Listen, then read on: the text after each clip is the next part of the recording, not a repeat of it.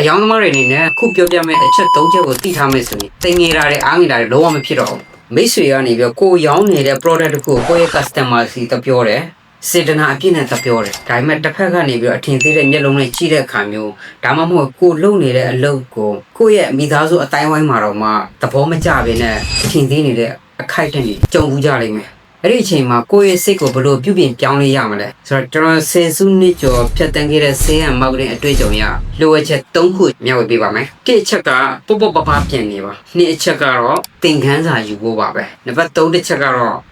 ရေစက်နဲ့မေတ္တာကိုယုံကြည်ရမယ်။ဆိုတော့ဒီနေ့တော့